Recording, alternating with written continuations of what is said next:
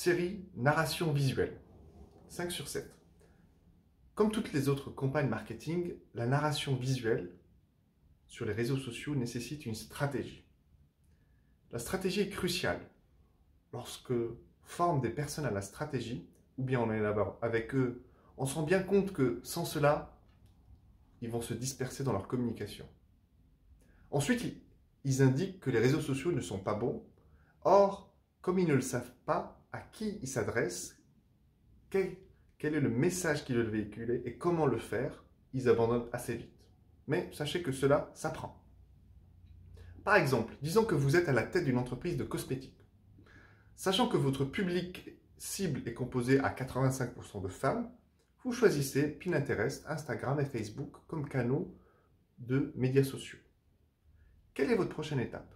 Eh bien, avant de creuser et de commencer à générer des visuels époustouflants pour vos campagnes, vous devez d'abord élaborer une stratégie des médias sociaux. Cela implique 3 étapes importantes. Tout d'abord, vous avez besoin d'une vision ou d'un objectif. Par exemple, votre objectif peut être, par exemple, de faire connaître un produit tout en augmentant l'engagement des clients, la croissance des fans ou de la communauté, la fidélité, le trafic de référence et les ventes. Plus précisément, vous souhaitez peut-être augmenter votre base de fans de 20% et vos ventes de 5%. Deuxièmement, vous devez évaluer votre position actuelle en surveillant le contenu de vos réseaux sociaux et en analysant son impact. Votre contenu doit être en phase avec vos objectifs. Par exemple, vous devez surveiller les métriques de vos publications, date et heure d'envoi, type de contenu et autres détails sur une longue période de temps pour vous assurer que vous restez fidèle à vos objectifs et le faire idéalement tous les 3 à 6 mois.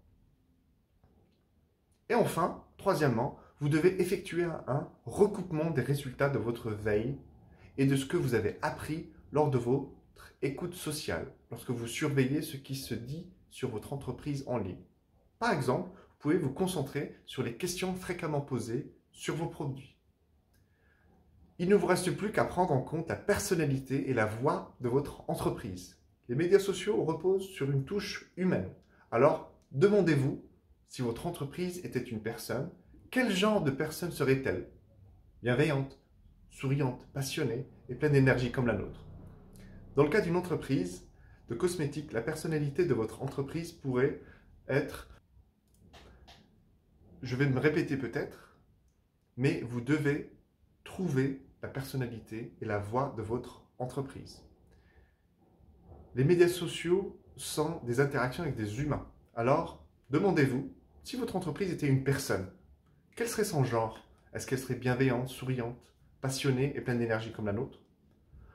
Dans le cas d'une entreprise de cosmétiques, par exemple, la personnalité de votre entreprise pourrait être celle d'une femme enjouée, soucieuse du design, jeune et respectueuse de l'environnement, par exemple.